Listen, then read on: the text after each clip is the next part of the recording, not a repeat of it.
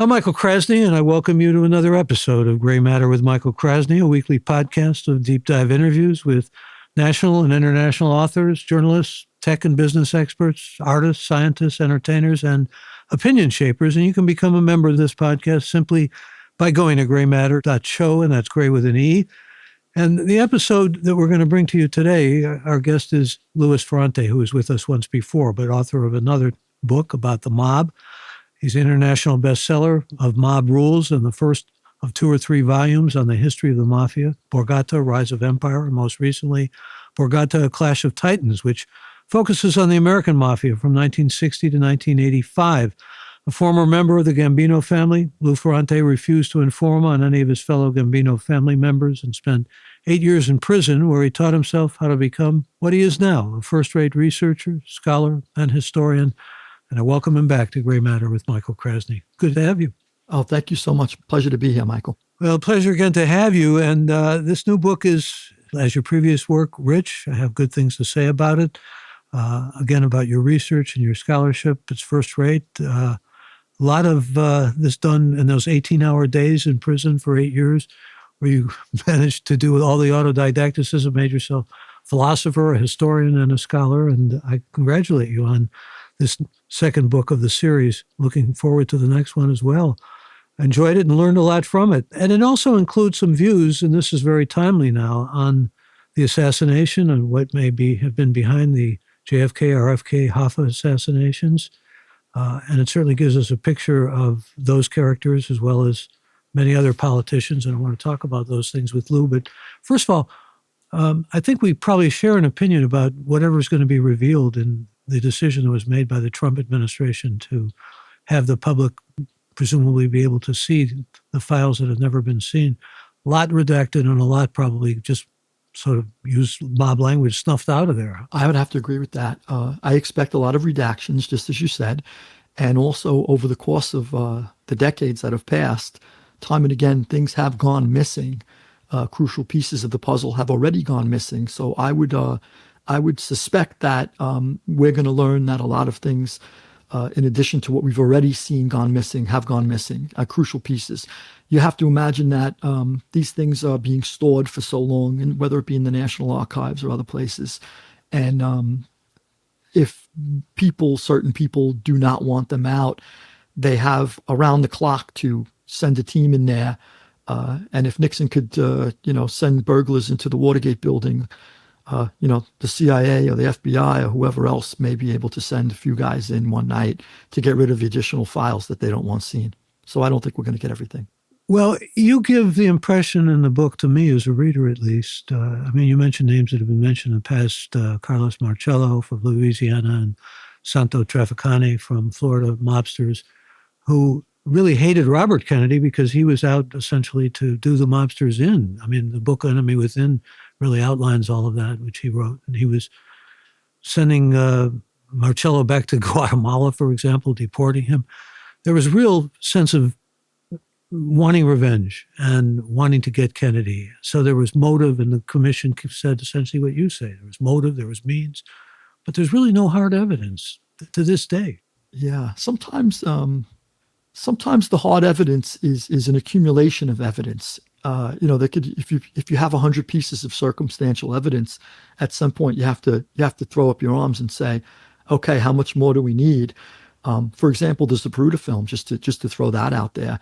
I mean, we all watch it, and we all see Kennedy's head go back and to the left, which would be consistent with a bullet coming from the front, his right front.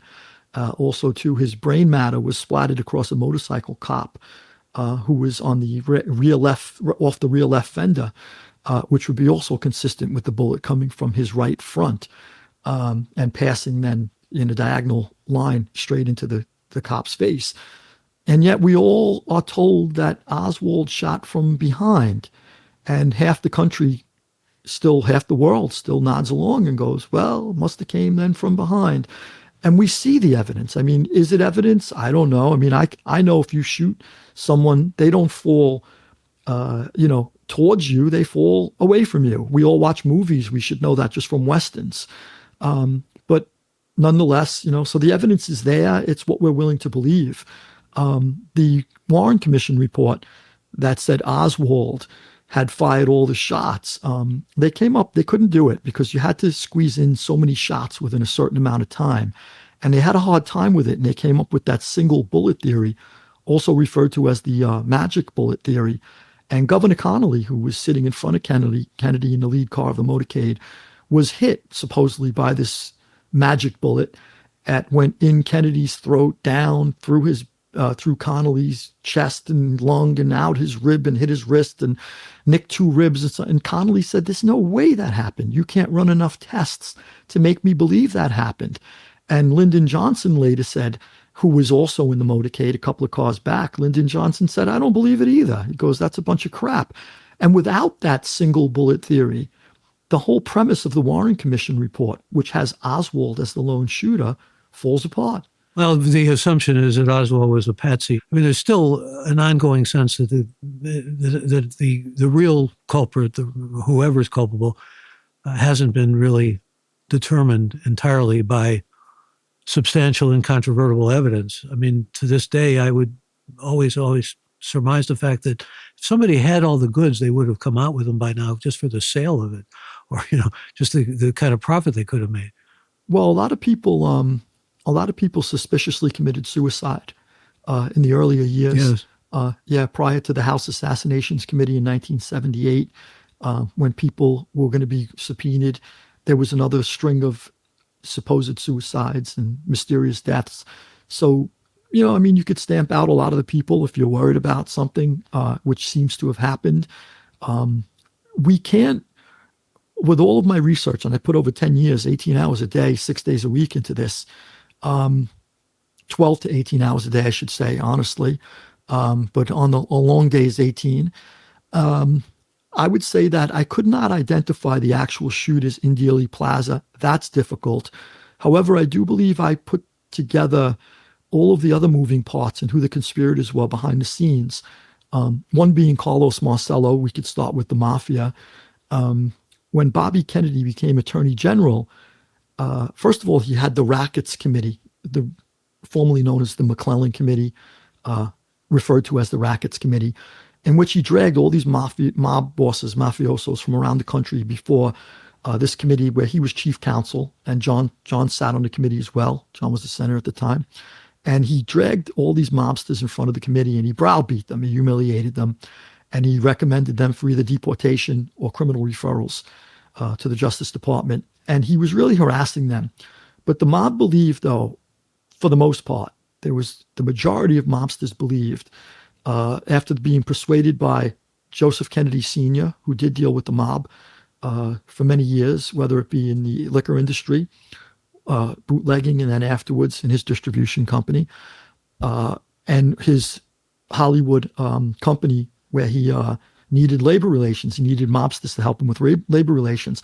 And that testimony doesn't just come from mobsters, by the way. It comes from Kennedy clan members. It comes from people who were appointed judges by the Kennedy, Jack Kennedy.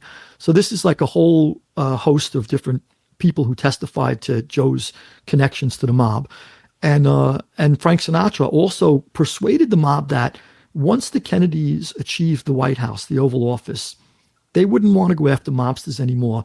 And they really believed the mob that they would focus on more crucial issues to the country, like, for example, domestic issues like civil rights for African Americans, and international issues like slowing down the arms race with the Soviets.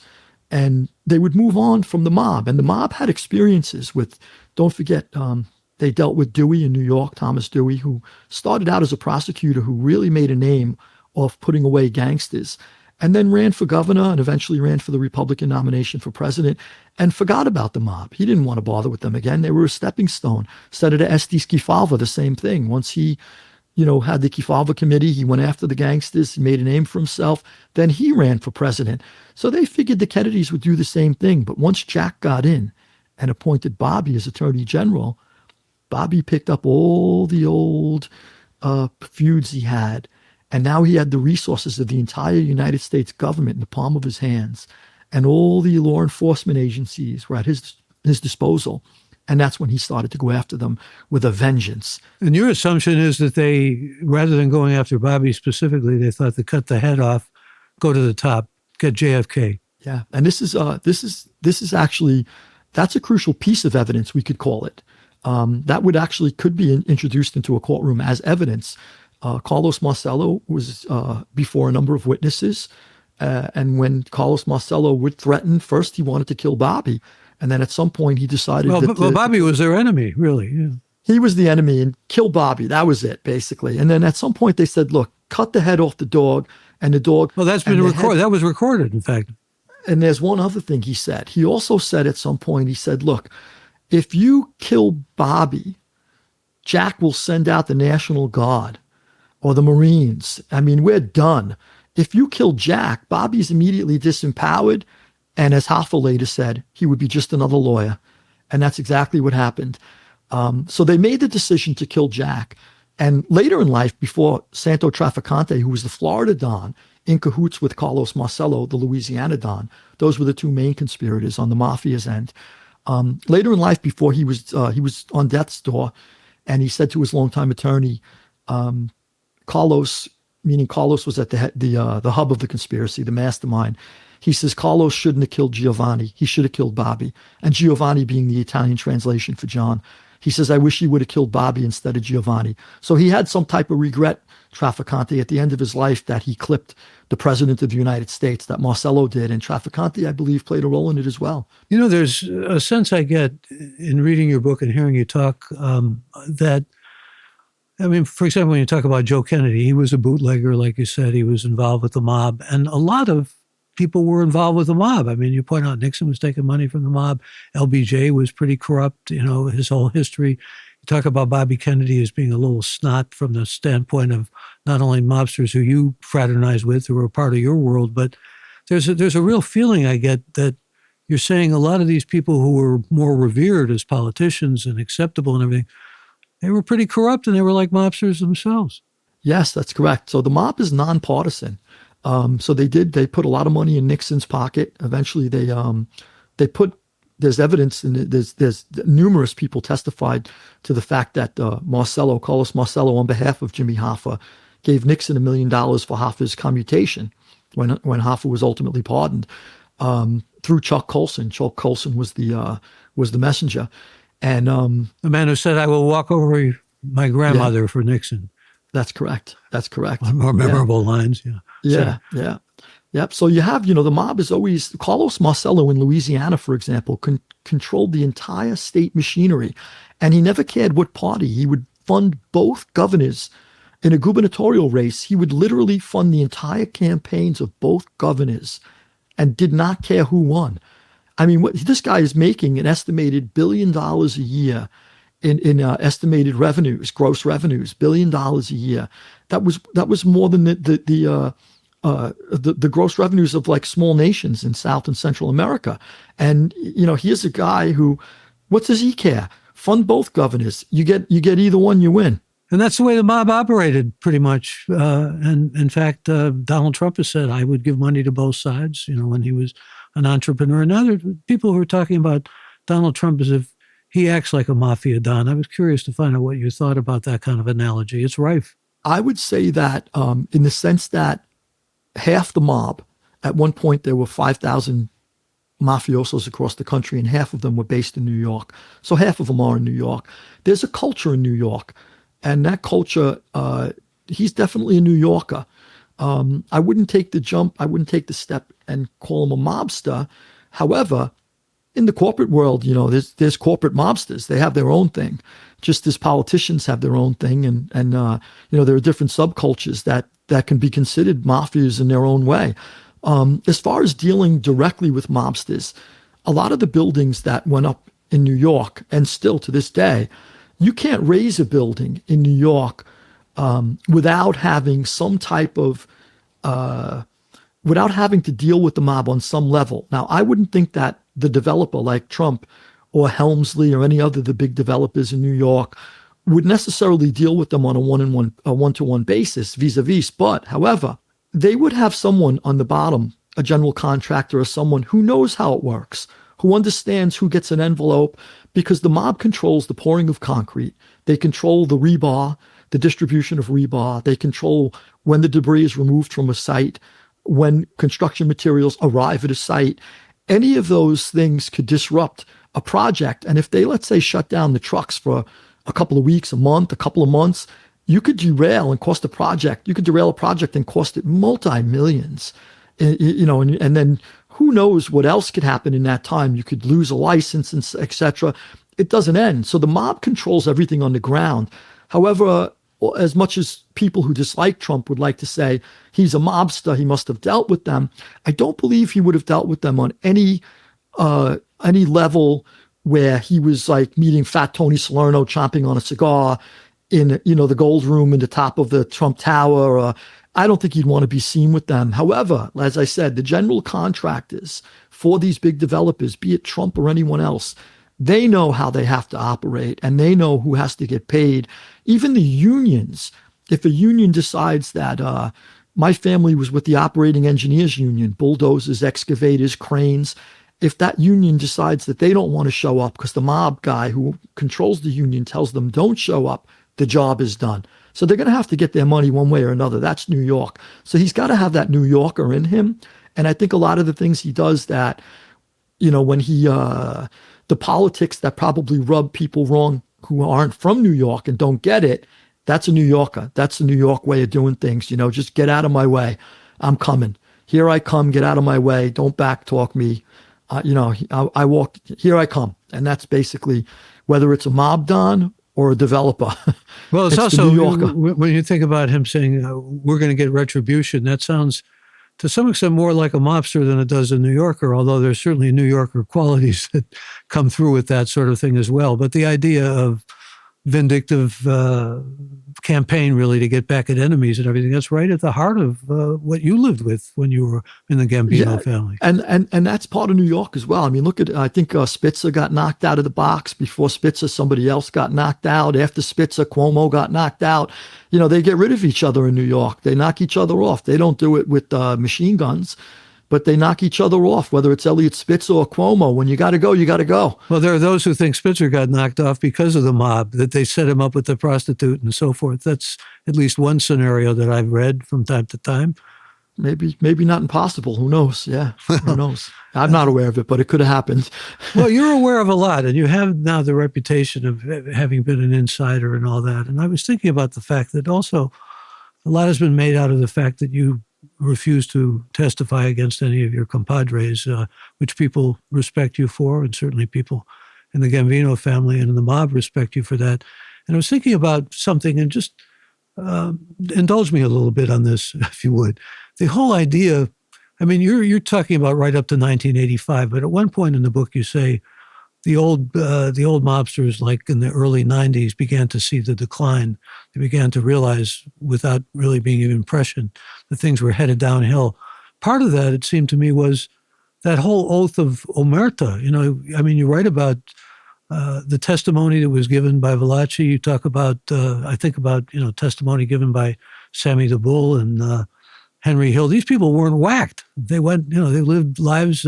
Genovese died in jail of a heart attack and so forth. That's kind of a big change in many ways, isn't it? That people didn't get their comeuppance? Yeah, I think so. They tried to. Valachi was the first one who went bad. He went sour in the 1960s, and Bobby Kennedy protected him. He wanted to make sure that the mob couldn't get to him.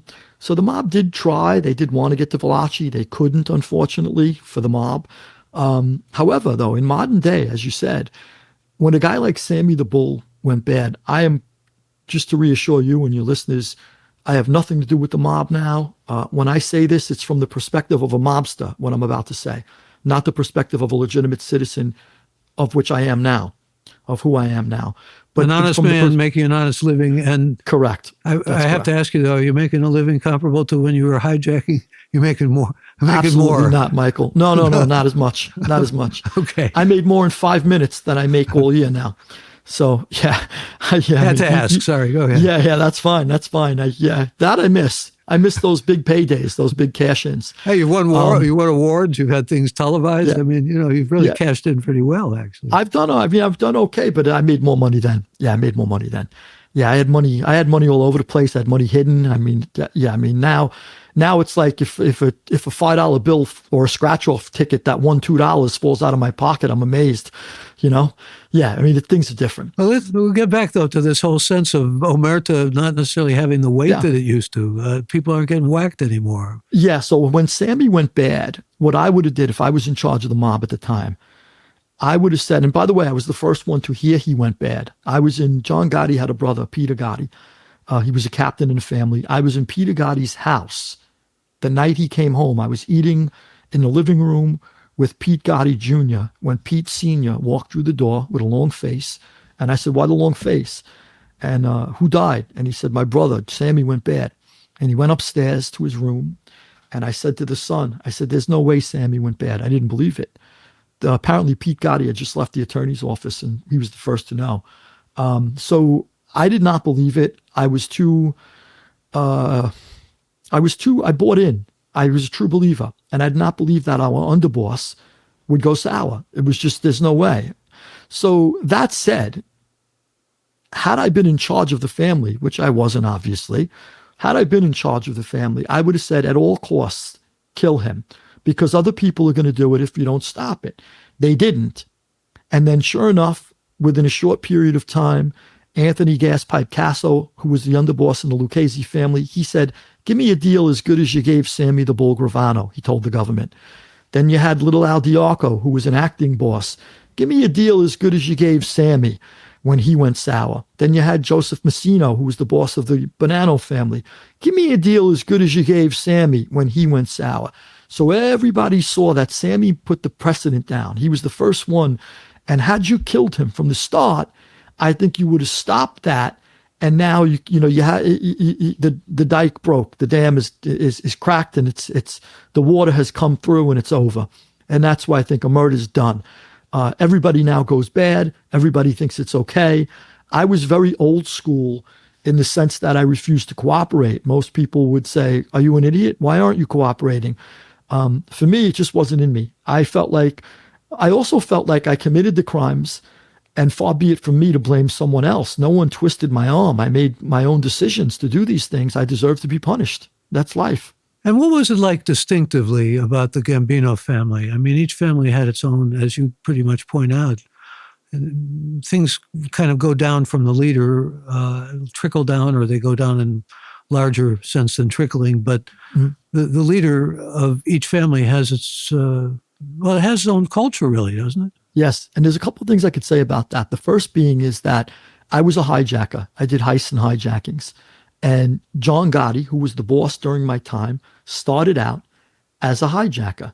So to me, it's almost like, you feel like if you're down at the bottom, you have a shot. It's almost like if you start in the mailroom and you find out that the CEO of your company started in the mailroom as well. Okay, maybe I didn't come from a mafia family. Maybe I don't have uncles and cousins who control the garment industry or have a tight grip of this union or that union. But I could pull myself up to the top just as John Gotti did. So that's one thing. Another thing is John Gotti was very showy. So at the time, I drove a number of cars. I had driven Jaguars, Mercedes-Benzes, BMWs, Corvette convertibles, very showy cars. And I didn't have the legitimate income to show what I was doing, but that was okay because John Gotti was showy and he had no problem with other people being showy as well. However, Vincent the Chin Gigante, who was the boss of the Genovese family, was very low key and would never put up with anybody being showy. And I was very close with his family and I used to stay at his house. He lived in the city on the west side of Manhattan with his mother, with his 90-year-old mother. That's where he ran the family from. But his biological blood family lived in Old Tappan, New Jersey, just across the Hudson, up the Palisades, stone's throw. I used to stay at that house on the Palisades, and I would take the Vincent Chin Gigante's wife and daughter down the Palisades, and I would meet somebody on a Sunday if I slept over on a Saturday or Friday night into Saturday into Sunday. Sunday morning, I would take them to the bridge, the George Washington Bridge, And I would meet on the Jersey side, I would meet an older man who was very, very low key.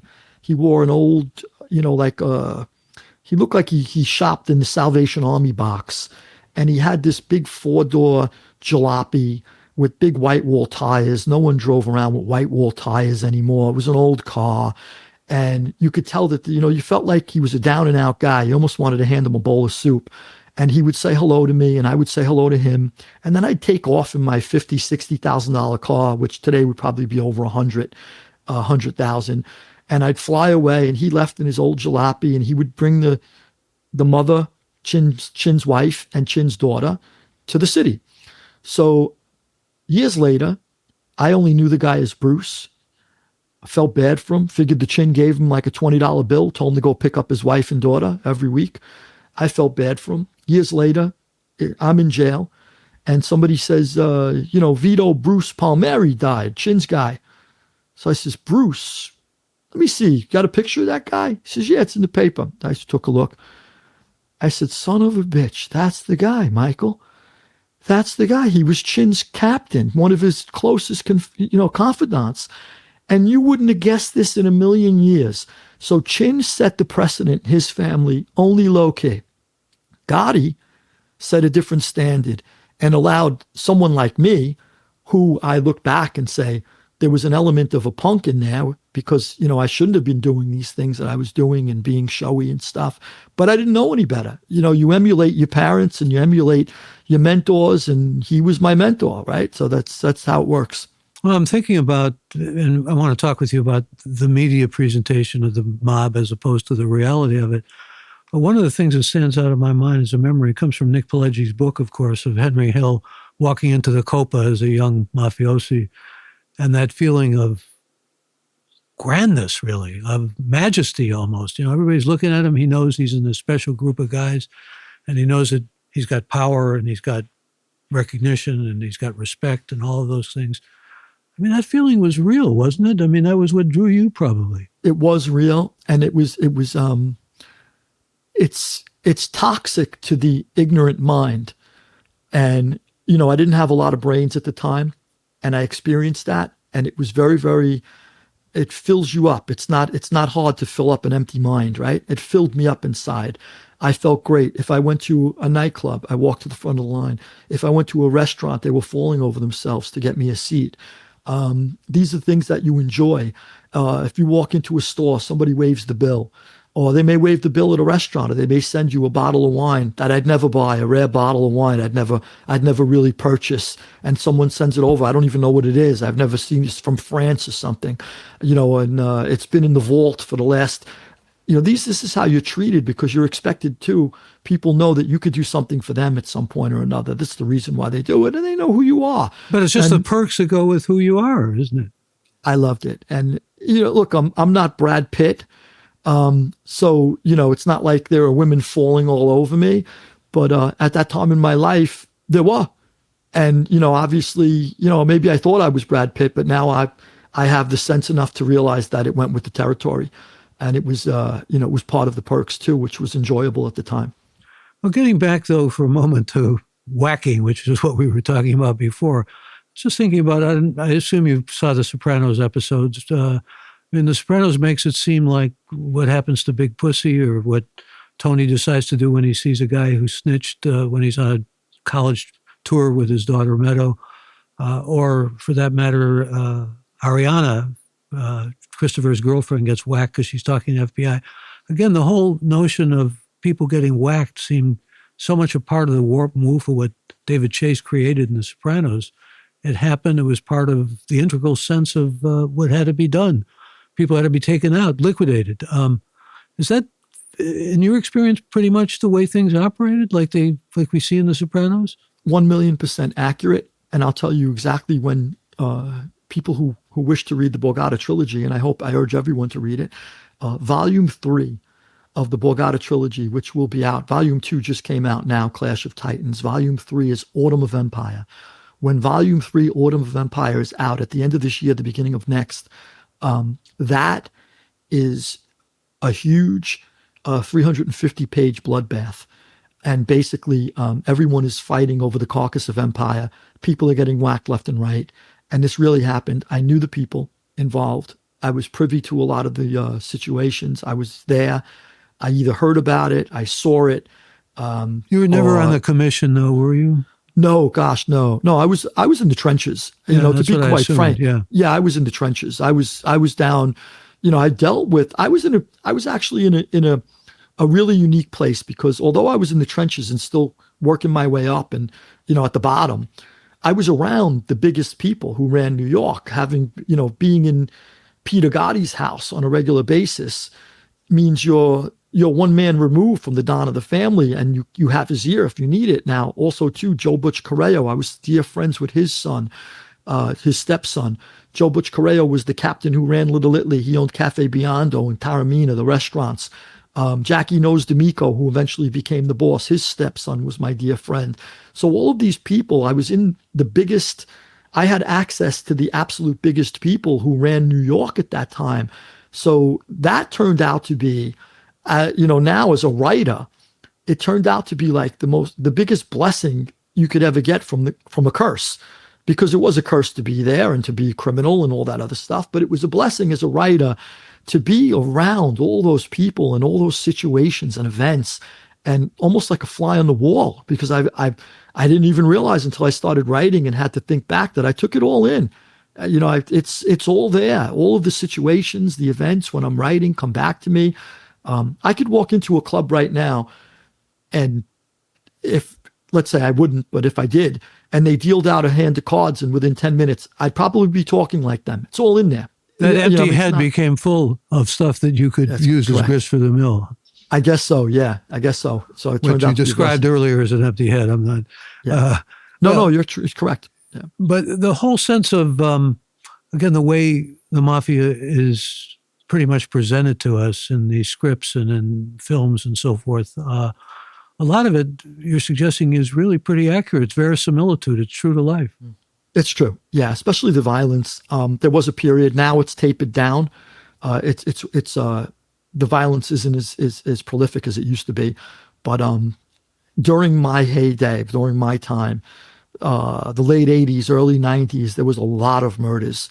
And I go through that in volume 3. It's all there in your book, yeah. Yeah, that's correct. Yeah. And so there was even a civil war. You write about the Gallo Civil War. Oh, yeah, that's in volume 2, Clash of Titans, which is very interesting. The Gallos, nobody ever put the pieces together. Joey and Crazy Joe Gallo. Why was he called Gallo. Crazy, by the way? Do you know? Why did he get that moniker? Yeah, that was sometimes a nickname isn't accurate. Like you might call somebody Skinny Joe, who's really heavy, and Fat Joe, who's really skinny. Sometimes it's reversed. Joey Gallo was really crazy. He was crazy. Yeah. He was crazy. Yeah, he was crazy. And so Crazy Joe, Bobby Kennedy called Larry and Joey Gallo before the Rackets Committee. And when they went back to Brooklyn, they were sort of like they were low-level gangsters, where Bobby was used to calling top-level, high-level gangsters. These guys were low-level gangsters that were called before the Rackets Committee, and nobody ever put these pieces together. When they went home to Brooklyn, their heads were filled.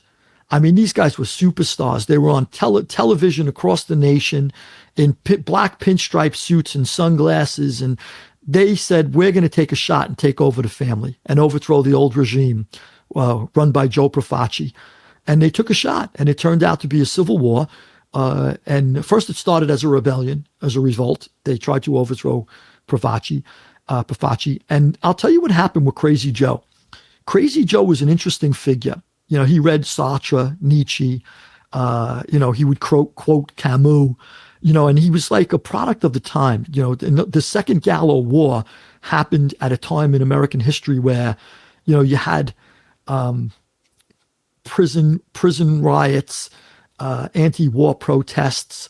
There was a big rebellious underculture that was creeping up, and they wanted to do away with all the establishment stuff. And Joey Gallo ticked the Mafia box in that list of things that, were happening at the time. And the press loved him because of that. He was like the Che Guevara of the underworld. And they really took a liking to him, and they covered the war and stuff. And at some point, Joe Colombo was killed, and the people in the Borgata blamed it on him. I know it wasn't him. I believe they knew it wasn't him, but I believe it was a convenient excuse to kill him. And they wanted to get rid of him for some time at that point. And they used it as a pretext to whack him. And then he's the guy who got whacked. For some of your listeners may remember, somebody got killed at Umberto's Clam Bar in Little Italy. That was the guy.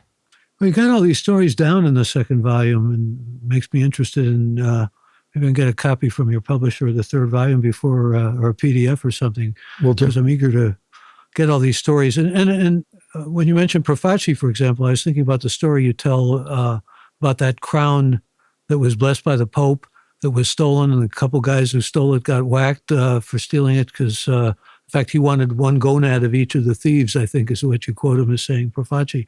But what was fascinating about that is the story that emerged from that was that somehow he was killed by being strangled by rosary beads. I mean, sometimes the myths and the stories that evolve are even more fascinating than the real stories. Yeah. Because they're wacky. They're crazy. Yeah, they're wacky. And that, by the way, that was taken as a subplot by David Chase for The Sopranos. I don't know if you remember, Paulie Walnuts had to get back the crown that was stolen, the jeweled crown in The Sopranos. That was literally taken straight from it's an that episode I missed story. somehow, Lou, I have to confess. Yeah. But no. Yeah, very interesting. Well, he borrowed a lot from, I mean, the stuff that you deal with is the real stuff, and you can see the crossovers again, which brings up that fascinating question to me about how much, remember, it was somebody no less than Kissinger who said, we love watching the mob on film and everything and seeing their antics and seeing the things that they're involved in. When you were there in that world, though, you were living by a very different ethic, and it involved, for example, I saw a mobster, one of these reels on TikTok, and he was talking about how we had this, he didn't use the word ethic, but that's really what he meant. One of our family, somebody in our family's child or brother or sister was harmed or raped or, violently. We had to pay him a visit. We had to do that. That was our obligation. Again, into that whole kind of whack ethic. But it was there. It was in the kind of lifeblood of what you were living, wasn't it? Yes. And time and again, I mean, I got those phone calls at 3:00 in the morning where, I ran out, just like if something happened to a friend of mine, a friend's family, if you would have called me and said, let's say you gave me a ring at 3:00 in the morning, you said, my daughter just got home from a date and she was date raped. I would say, don't tell anybody, hang up the phone, and I'll be there in 10 minutes. And then that would, and then I would, confirm it again when I see you. I might bring over a guy if I need another guy, but I would just tell you, look, it dies here. Tell her not to mention it again. We won't mention it. And now we're going to go take care of something. I mean, that's what happens with The Godfather, right? I mean, it's got to be. It's got to happen. Yeah, it didn't matter. Time and again, as I said, I was called. It didn't matter to me. That was, I got to tell you, though, there's an element of that I wrote about in volume 1 of the Borgata trilogy, where I said, it's something that I do miss, where I was called on often to settle disputes between people. Not necessarily something violent happened to somebody or somebody's family member, which I would run immediately. Oftentimes, let's say somebody says, gee, this SOB next door to me, my neighbor, he keeps keying my car, and I hit him with a bat, and then he shot at me, and I would straighten it out. I would say, listen, let's get the two of you together. And whatever, I would make them lay out their beef on the table, tell them, listen, you got to maybe we can meet on the street, we can meet in a pizzeria or a cafe, it didn't matter. And I would say, look, what's your side of the story? What's your side? And then I would say, well, this is going to be the resolution. And that would be the end of it. You could question each other. You could throw cans at each other or rocks at each other over the fence. But if you disrespect or disobey what I just said, at that point, I have an obligation, because no one's ever going to take me seriously anymore. I have an obligation to straighten you out, and I'm coming. So, it's the rule of law in a sense. And I also wrote in volume 1, the people in the lower class, lower income neighborhoods that I came from, these people, I came from probably a lower middle class neighborhood, I would say, but I was surrounded by housing projects. My literally where I lived was, so there was all low income neighborhoods around me. I grew up with these people, and they don't have the means or intelligence to go to, I'm going to, let's say you have a small claims problem with a neighbor or something, or you have a dispute with a neighbor. They don't know they can't take off from work even and lose the hours to go fight in a courtroom. They can't hire a lawyer. They don't know how to file lawsuits themselves. It's a lot easier to call Louis. Hey, give Louis a ring. And Louis shows up and settles the dispute. If somebody owes somebody $2,500, you got to pay. I don't have the money. Give him $25 a week. Give him $250. You get to the bottom of something and you straighten it out. I miss that part because it helps with things on the bottom. See, now that you have, and this is no secret, converted to Judaism, I can't help thinking of making the analogy between what you just described as the Italian neighborhoods, the proletarian neighborhoods, a way of disputes being settled. There's a standard joke about the rabbi making the decision and his wife is standing by and he hears one side and then he hears the other side. He says to each of the two sides, "You're right." And he says to the other side, "You're right." And his wife says, "How can they both be right?" So, "You're right too." So there's yeah, exactly. Actually, they say Jews and Italians, they keep making these analogies. Both talk with their hands, both love family, both love food, both believe in education. Exactly. There are all those kinds of things. But in my book on Jewish humor, I say there's somehow always analogy between Jews and Chinese, but no analogies between Chinese and Italians for some reason. I want to get back to Joey Gallo, though, because Joey Gallo wanted Jews in the Mafia. He wanted Sicilians in the Mafia. He wanted black people in the Mafia. I mean, heresy, obviously. He was going to have different ancestry for them, right? Yeah, it was absolutely brilliant piece of Mafia history. I mean, here's this guy, and he gets along with everyone. He's got African Americans that are in his crew. He's got Jews. He's got Arab Americans. He's got Asian Americans. He's got a Puerto Rican. He's got 2 Syrians, an Egyptian. This guy has everything you could think of. He's the United Nations of the underworld. And, the rest of the guys are going like, what the hell is this guy doing? And he's bringing them all into his crew. And don't forget, he's launched a rebellion. You need soldiers. So he pretty much went wherever he could at all the friends he had and basically put together his own army. And at some point he said, we're going to start a 6th family. There are 5 families in New York. And he goes, we're going to start a 6th family.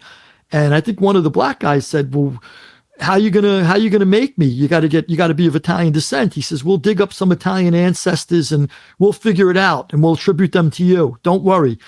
Which is kind of funny because I'm part Sicilian. I'm Barese, Napolitan, and Sicilian. And my Sicilian grandmother is so dark, her skin, that when she used to pick my mother up from school, when my mother was a kid, my mother used to say, the kids would say to her, there's a black lady outside to pick you up. And, they thought she was African American, my grandmother, because she was so dark, especially in the summer, if she got a little sun. So, my mother, it's Sicilians, a lot of Sicilians are called Frankie the Black or Johnny the N. They give them these names. They use the N-word as a nickname for them because they're so dark-skinned. In fact, where's the movie I'm trying to think of where they do a whole riff on Christopher Walken being supposedly talking about black Sicilians?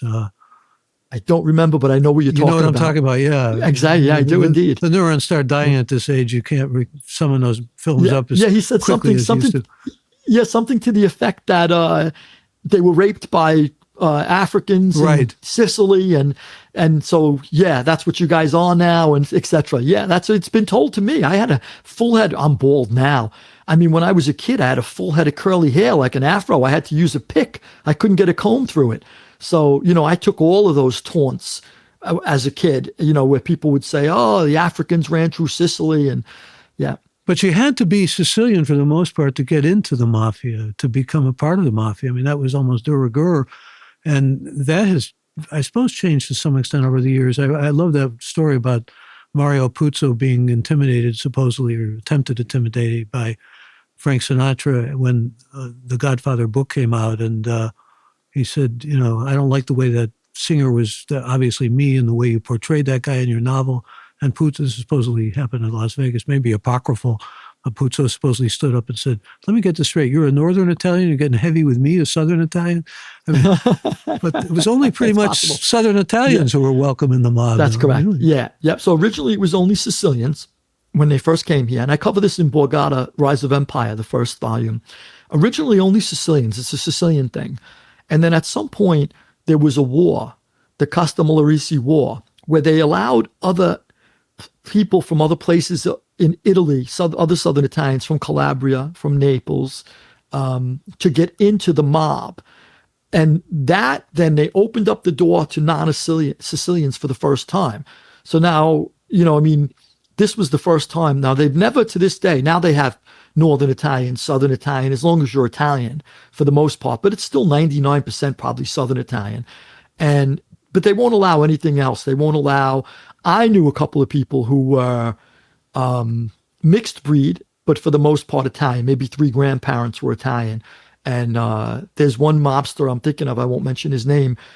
His mother had his mother, I think, had Russian Jew, as one parent was a Russian Jew and the other parent was Italian. So he's got a quarter that's Russian Jew, and he's a full-fledged gangster, or was at one point. He's not now. So they started to loosen that up a little, but for the most part, it's still Italian. Well, Henry Hill was half Irish, I think, wasn't he? I think so. Yeah, I believe so. So when you talk about the mob, it's still an ongoing enterprise. It's our thing is still extant. It exists still to this day. It's a remnant of what it was. I was about a year ago. I was in Staten Island. I saw a lot of my old friends, and I gathered that from talking to them that it's basically just it's a shadow of its old self. It's no longer what it was. They don't kill now, which is a good thing.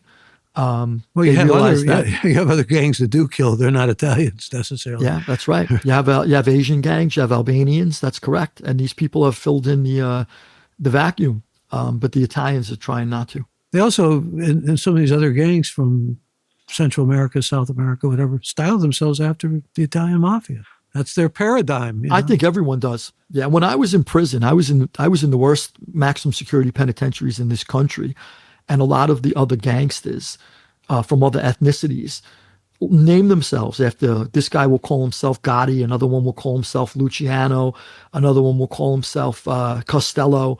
So they do model themselves after the Italian Mafia, and they give us a lot of respect because of that, which makes prison life, you still have to navigate in a Darwinian world, but in some places prison life's a little easier when they all respect you and they see you as the real McCoy.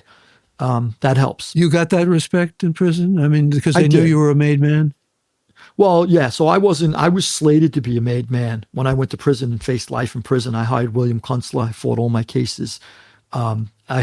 Someone went into the witness protection program, and he was the main snitch against me and my co-defendants. But yes, so I was slated to be made. I went away, and then all of my dear friends that were slated to be made with me got made. And I remember being on prison visits with them, and I was jealous and, was going, why couldn't I stay out on the street a little longer? It could have happened. And then at some point when I turned my life around, I said, gee, it was a blessing in disguise, because that's one less headache I have now, one less thing to undo. I approached the bosses in there and I said, look, I want to get away from the life. I'm going to leave it. If I ever get out of here, I'll serve life if I have to. I was facing life in prison. If I have to leave here in a pine box, I will. However, if I ever get out, I just want to be left alone. And it made that a little easier. And they said, Louis, good luck. How are you going to argue with somebody who's keeping their mouth shut? It reminds me of when, because I wasn't made and it made it slightly easier. I don't know if you remember when Moses came down from the Torah. I wasn't there, but I didn't think so. I hope you didn't think I thought you were there. No, you said. You remember when Moses came down. Yeah, I love the way that was prefaced. Go ahead. Yeah, that's great. That's great. Yeah. You remember when you were hanging out with Aaron. Yeah, I told him he shouldn't have built that idol of his. Yeah. So he built the idol, and Moses slams the commandments and breaks them. And he basically did that to destroy him, so that, he tried to undo what was done so they could try again, so that it would be easier. And it's sort of like, kind of like, what I was going through at that point, where I was easier, that I didn't have to worry about that also. So it turned out to be a blessing in disguise. Yeah, I like the way you turn these things around, and the way you look at things philosophically, but also the way you bring in, bringing Moses, St. Augustine, all these kind of references and allusions, even the Medicis, the introduction to the second volume, we got the Kennedys and the Medicis on kind of a parallel plane, which is kind of fascinating. Never thought of it, but you got me thinking. I'm so glad you like that. I second guessed it a few times, Michael, going, will people take to this? Will they understand it? Will they say, it's too far of a jump? But in the end, I thought it made sense, and I ran with it. I'm so glad you said that. Well, I like so many things that you bring into the focus of your books, even just details, like what you called spaghetti sauce. Or an ocelot that's cared for. This is kind of minor stuff, but it gives a whole context to your narratives and your stories, and the details are all there. Like I said about the rosary beads, instead of. Yeah. I learned that from Barbara Tuchman. So before I began to tackle history, I read all of these books on how to write history. And one of the books I read was Barbara Tuchman, and she wrote this fabulous book. Many people probably know her: Guns of August, March of Folly, Stillwell. She's written some incredible books, but she wrote a book on how to write history. And she said the details are so important. Don't leave them out. It brings things to life. So I'm also glad you said that. But you're a scholar yourself. So, I confess. I couldn't get a higher compliment I couldn't have. Thank you. Well, I'm interested in finding out something that has nothing to do with scholarship at the moment. What do you think really happened? You've got the characters and you've got all the data. What really happened to Hoffa? Hoffa was a tragic figure in a sense. He was guilty to some extent of the things, obviously, that history has accused him of. He's done those things. He was a crooked guy. He was in bed with the mob. He was a tragic figure in the sense that he was a labor leader and he loved the Teamsters. And I don't think he would have ever gotten in bed with the mob if he could have avoided it. However, as Bobby Kennedy famously said, you can't just tell them they all got to leave. You'd be dead if you did, meaning leave the Teamsters.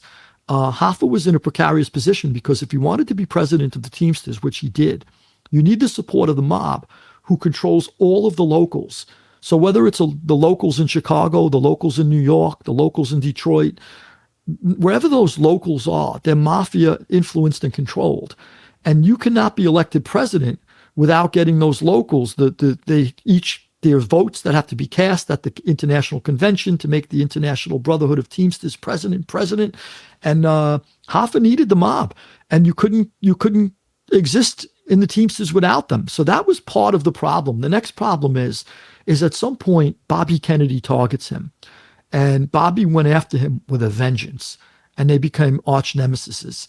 And Bobby had the quote unquote Get Hoffa Squad, which was highly controversial. I feel it was a violation of civil rights, of Hoffa's civil rights, to target someone to that extent and not care, forget about the evidence.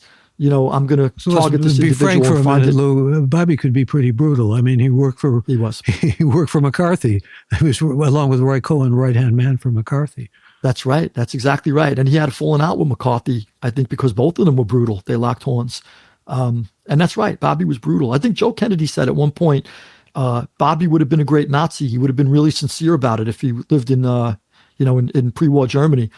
And, that's coming from the father. Yeah, and you write a lot about J. Edgar Hoover and the things that Bobby Kennedy said about him because he was alleged to be homosexual. The kind of homophobia it's not so shocking if you remember it, but nowadays it's pretty shocking. He referred to him back as... to Hoffa, though. I'm sorry. Oh, sure. Yeah, no, sure. Yeah, so Hoffa, he's kind of stuck. He can't get away from the mob. And at some point, Bobby targets him.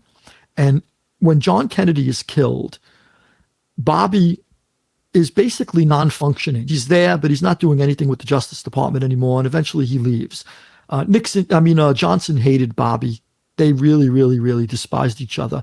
And that stemmed from the Democratic the primary, the Democratic primary, when Johnson faced off against Kennedy.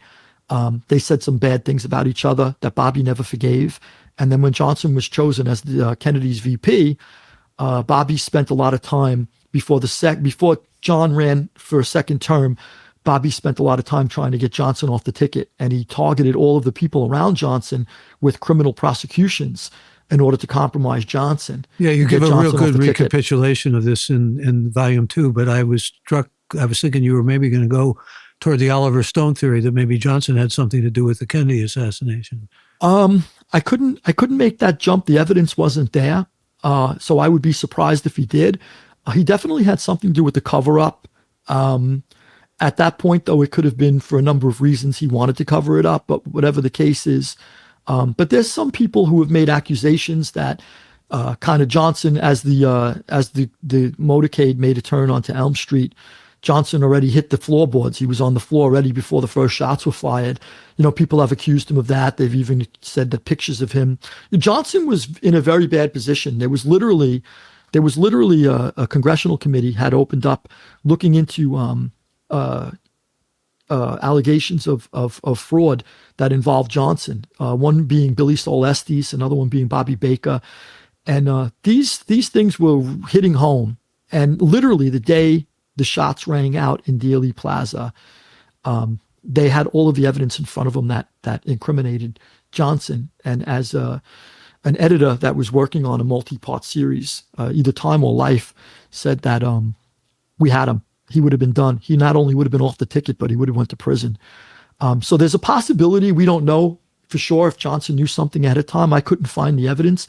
However, he did have something to do with the cover-up, the Warren Commission. The Warren Commission obviously then appointed Dulles as part of their commission. Dulles represented the interests of the CIA. But to get back to Hoffa, if you want to. Yeah, I want to get to Dulles too, but let's go to Hoffa first. Sure. I'll wrap up with Hoffa quick. Once he starts going to prison because of the investigations that Bobby had started, Bobby's now gone. He's out of the Justice Department, but they eventually catch up with Hoffa. He goes to prison, and he's there a few years. I think just under 4 years. And while he's there, his replacement, Frank Fitzsimmons, he pretty much just sort of takes over the role of Hoffa. And the mob starts dealing with Fitz, and they like it. And because Hoffa had the courage to say no to mob bosses. Sure, if you got an investment in a Las Vegas casino, I'm all in. How much you need? 20, 30 million. As long as it was a good investment for the Teamsters, he worked with the mob. But if you came to him and said, I want to build a hotel in the middle of a swamp in Central Florida, Hoffa would have said, what are you out of your mind? And actually I used a bad example because he was involved in some type of Florida deal. Let's say somewhere else in the middle of Idaho or something. He would have said, there's no money in it. And he told them no a lot. Where Frank Fitzsimmons, he was a jellyfish. They loved him. So when Hoffa came home from prison and he tried to retake the Teamsters, control the Teamsters, the mob told him, back off, Jack. You're done. You're out. We got Fitz now. And Hoffa says, no, it's my Teamsters. And I'm going to tell everything that Fitz is doing with you guys. And how did, they saw that as hypocritical because how do you know, Hoffa? Because you did it with us too. So now because you're not, so a lot of the maniacal crusading character that Bobby had when he went after the mob and Hoffa had the same character as Bobby. They were cloned. And Hoffa did the same thing Bobby did. He didn't know when to quit. And he kept coming at them. And eventually they made the decision, he's got to go. And that's how he wound up in concrete. I drew a conclusion slightly different. I believe he was incinerated at the in a garbage incinerator at the Central Sanitation Services in Hamtramck, Michigan. Yeah, I read your conclusion, and it was interesting to me, particularly because it was always assumed that he was put into cement, not incinerated. Yeah. But it's fascinating. But we get back to actually, there's a wonderful story in your book that I'd never read before about Allen Dulles and the CIA, and Ian Fleming was actually with Kennedy, and Kennedy was asking, "What would you do about Cuba?" You want to tell that story? Great story, sure. So they're at Kennedy's house in Georgetown, and he says, "Look, Dulles, Allen, what would you do?" I'm sorry, Fleming, Ian Fleming, he was a huge fan of Fleming. John Kennedy read all of the 007 novels, James Bond novels. And Dulles was a fan of Fleming too. So Fleming says, well, he says, these Cuban guys, these bearded macho Cuban guys, they're so worried about their virility, that this will do them in. We drop these leaflets over Cuba and we tell them that we're going to drop these toxins and it's going to make your beards fall out. And once their beards fall out, they'll be so scared to lose that macho charisma. And that's all that matters to these guys, these hot-blooded Cuban men that, they'll cave. And so they says, well, let's run this by Dulles. Somebody says the next night, somebody overhears Fleming and wants to run it by Dulles. And Dulles says, gee whiz, we've been thinking about something very similar to that. We've been working on this toxin where if, he smokes a cigar or he touches this certain microphone, his beard falls out. And so it was like a comedy show. And at some point I said, I don't think it mattered at that point if Ian Fleming ran the CIA and Dulles was a novelist. It's a hilarious story. I mean, that parallel. Yeah, I love that story. Let's get, we have a little time left here. I want to find out what makes you tick. What gave you either the fortitude, the passion, the drive to do all this work? You become the oracular figure for the mob. I mean, all their stories going back to Sicily, as you said in the first volume, a lot of oral history here, a lot of inside stuff, but most of it's hard research, most of it's scholarship. What drives you? What has driven you? Well, I'll tell you the main drive. So the drive as a writer is something to do something meaningful in life. I sat in my cell for many years saying, if I get another chance at life, I'd like to, my mother died when I was young. She died in my arms. I said, I'd like to honor her soul and do something better with my life, something productive. It's something that might make her proud. So that was one of the motivations. But specifically with this trilogy, I was invited by Axel Springer to go to Sicily for an event they had for journalists. And they asked me to speak at the event, and I went there. And because everybody was German and spoke English as a second language, they seated me next to a gentleman who was from England and spoke fluent English. And his name was George. He introduced himself as George. And I hit it off with him. And he and I loved history, and we got into discussing history. And we went through the Middle Ages, the Renaissance, High Middle Ages, Low Middle Ages, the Renaissance, and at some point we get to the 20th century, and we worked our way all the way up, and we got to eventually now Weimar, Germany. And he said, I fled Austria with 16 shillings in my pocket when the Wehrmacht rolled in. So I said, you got to be kidding me. I said, you fled the Holocaust? He says, yes, I did indeed.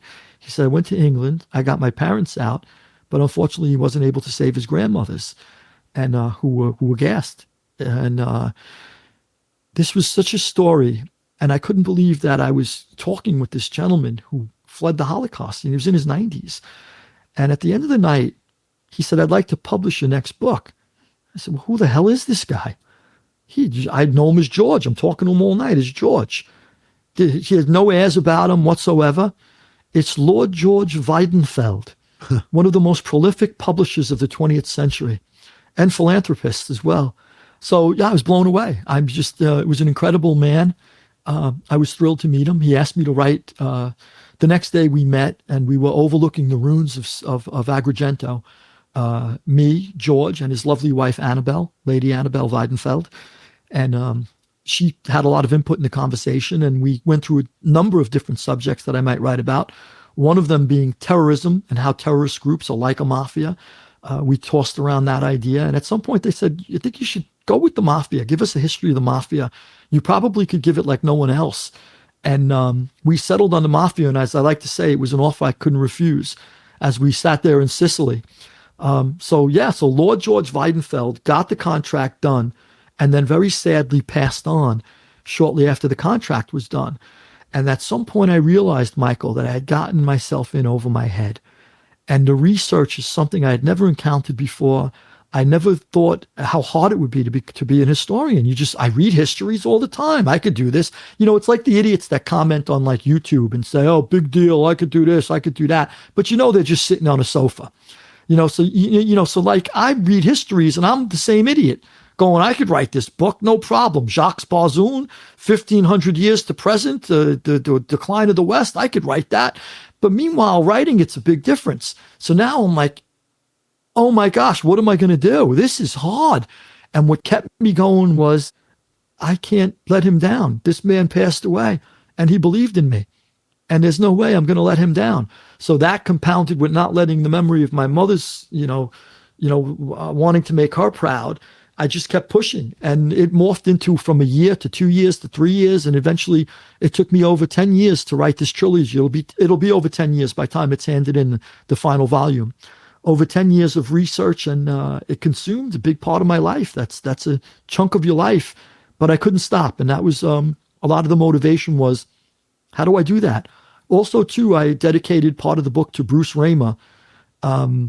Bruce and Madeline Raymer, who were dear friends of mine. If you know Steven Spielberg, then you would know Bruce Raymer behind the scenes. He's been representing Steven Spielberg since the original Jaws, and they named the mechanical shark Bruce after Bruce. Well, Bruce is a dear friend of mine. He represented Clint Eastwood since the spaghetti westerns, and he helped do the contract with Lord George Weidenfeld before Lord George died. And I also wanted to dedicate it to Bruce and Madeline. So that was another impetus to keep going. But yeah, so we have your mother and Bruce and George to thank for your work, for the inspiration of the work, but the work has been done by you, and I congratulate you on it again. And I think you may not have made it to the made man from your life as a mobster officially, but you've made it as a writer, and I think in spades, as they used to say. So congratulations again. Thank you so much, Michael. I got one tiny little story for you on the maid thing. When I was coming home, a friend of mine from the Bonanno family said I could make you with my family. He had a high position there, and he could pull me over, he said. And I said, no. I said, I converted to Judaism. I said, I'm a Jew. I said, what, are you kidding me? So next time I saw him, I saw somebody else who heard, rather, that I was converting, and or he didn't know. And I said, I'm going to see my rabbi. And he didn't know the whole conversion thing, but he knew I left the life. I said, I'm on my way to see my rabbi. And he goes, your rabbi? Because we call a capo a rabbi on the street. You were saying the Italians and the Jews are very close. I would say on the street, when I was on the street, I'm going to see my rabbi, meaning my capo. So I said, I'm going to see my rabbi. He goes, whoa, Lou, I thought you left the life.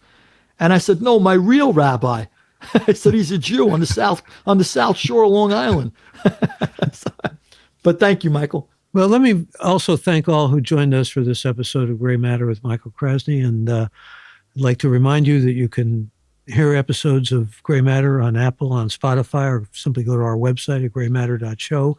And if you haven't become a member of the podcast, I invite you to do so by joining at the website, graymatter.show, where you can find previous episodes, and that's Gray with an E. Also invite you to mail any reactions or suggestions you might have to me directly at mkrasny@graymatter.show. And thanks to the Gray Matter with Michael Krasny team of Alex, Chad, Kevin, Jeff, Colleen, and a special thanks to this week's guest. I want to thank you once again, Lou, for joining us. Thank you so much for having me, Michael, and your listeners as well. Thank you. And Lou Ferrante, the book again, the newest one is Borgata, Clash of Titans, A History of the American Mafia. We will wait with bated breath for the third volume. I'm Michael Krasny. Bandwidth for Gray Matter is provided by CashFly at CACHEFLY.com.